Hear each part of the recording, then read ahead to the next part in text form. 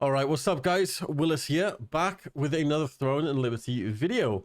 Got some news for you guys today. They've just dropped a little cheeky update for us, so we're going to be going over the changes on that, as well as some new skins, cosmetics coming in the game. Not going to take up too much of your time today, so be sure to leave a like on this video, guys. Leave a comment and subscribe if you're new to be entered into my Max Lucent package giveaway, which is for 6,000 Lucent.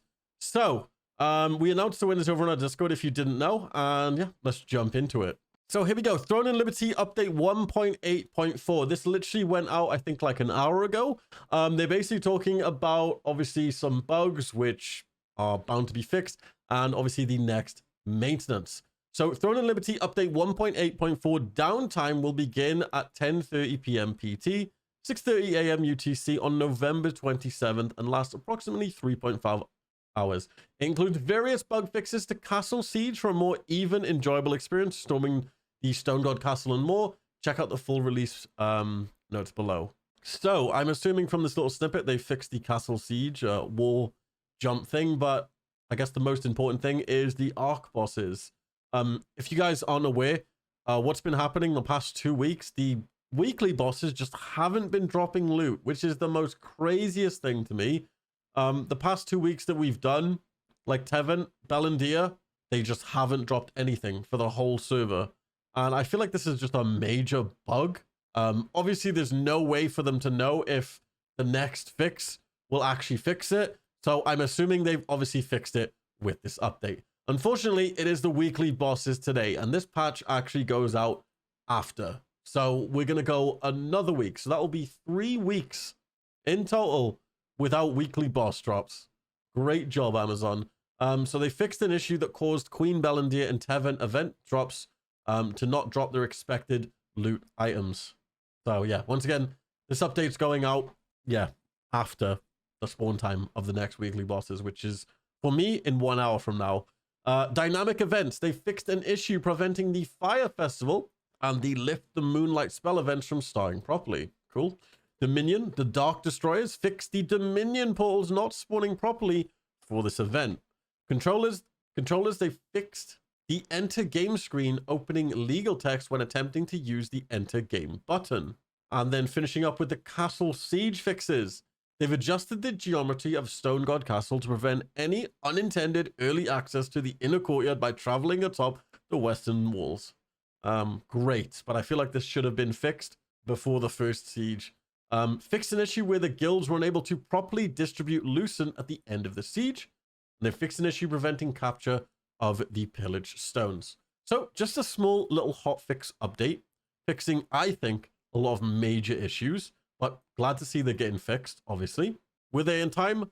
Probably not. But hopefully in the future, if we get any major bugs, like the weekly boss not dropping loot and the Castle Siege exploits, then yeah, hopefully stuff like that is picked up a bit sooner and fixed much quicker. Now, on to some juicy stuff. You guys want to see some new skins? Check out the new skins we will be receiving. We don't have any dates for these currently, but the first set of skins, as you can see here, is obviously based around, I want to say, like, demons, and I want to say, like, succubus. But yeah, we've got a really cool looking demon-like skin here, and someone actually said that this green version of the skin reminds them of, like, I guess, like Loki, which really does make sense. I love the look of it. The green, the black, really cool. Next up, we have this one. This one looks a bit crazy, doesn't it? I'm not really sure how this is going to work, but I like the look of it. Yeah, like sun god theme, holy Greek goddess. I have no idea, but this looks cool as hell.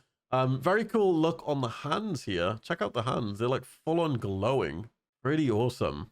Next up here, we got a little more casual style, almost like a crystal ball formal looking attire for the male. And then we've got a nice cool looking fairy dress with a little butterfly on the shoulder for the female.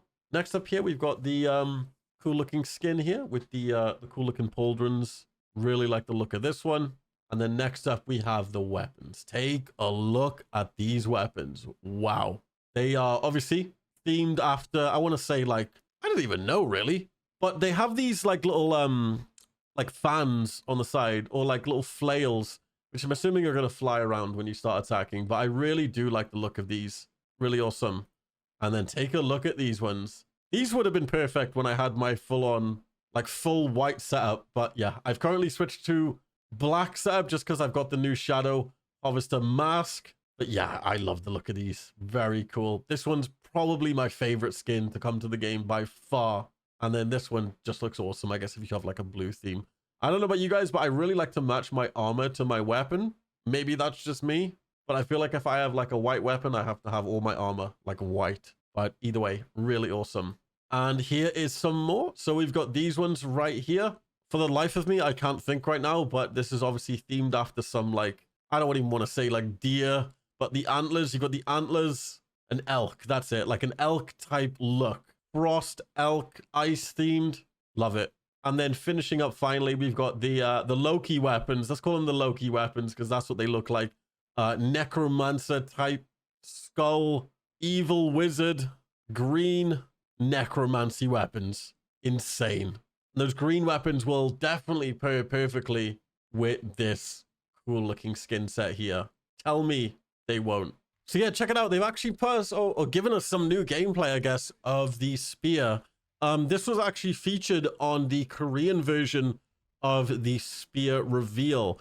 If you guys haven't seen my last video, we basically went over some spear gameplay. It looks insane. Obviously, in the Korean version of the stream, they actually went over and showed, I guess, a bit more of a breakdown of some of the abilities. As you can see in the very bottom of the screen, you can actually see some of the icons for the spear. Now, a lot of these abilities have been data mined. We don't get the full, I guess, rundown on a lot of the abilities. I do know for a fact that a lot of them have been translated, so we do get to take a look at them. I'm not going to go over those in this video, but as soon as we get some, like, I guess, a more proper look at the spear abilities, I will be going into depth and taking a look at, yeah, all of the spear abilities and, yeah, the best things to use and stuff like that. Because obviously with the spear comes the passives as well. And there's just tons of abilities for the spear. But I'm super excited. I can't wait for the spear to come to the game. I'm pretty sure it comes on December 5th, I think they said. One thing they also added in the game as well is a new main stat. They kind of glossed over this part really, really quickly, but this essentially will be the new 5th main stat in the game. And this is basically going to be like all about like endurance and stuff. So obviously this is going to be really good for like tanks, anyone that wants to just be stronger. And obviously going into tier 2, people are going to hit way harder. And I feel like this is just to sort of balance that. Now, I do know for a fact the Koreans didn't have this when tier 2 came out. So I'm assuming combat in tier 2 is very, very quick and it doesn't last as long just because everyone's like really strong. But yeah, that's pretty much been the update, guys. I did want to show you guys one quick like announcement that popped up in the middle of my game when I was recording. So yeah, check it out here. I'll actually zoom in. Now this actually like just popped up. And I'm pretty sure this is an announcement from like Amazon themselves or Throne and Liberty. Don't think it was the Alliance chat because it's like a different shade of yellow and it wasn't pinned there. But yeah, they put this message out basically telling everyone, hey, you're probably not going to get drops for the weekly boss, just letting you know. But we are rolling out a fix. But it said, we're working to resolve an issue that's causing no loot to drop from the Arc bosses. This issue will remain during the upcoming Tevent boss encounter. Participants will still receive participation reward, as expected. Once resolved, we will reschedule previously impacted Arc bosses encounters to give players a proper chance at acquiring the intended loot. So it does look like they will be sort of going back the past 2 weeks and putting in some new weekly bosses, which is actually great news because we've missed out now on, yeah, 3 weeks of weekly bosses, and that's not fun. But yeah, hopefully you guys enjoyed the video. Hopefully you guys have an amazing day. Support the video with a like, leave a comment, and subscribe if I helped you out for a chance to win 6,000 Lucent. I'll see you guys in my next video. This has been Willis Gaming, and peace, guys.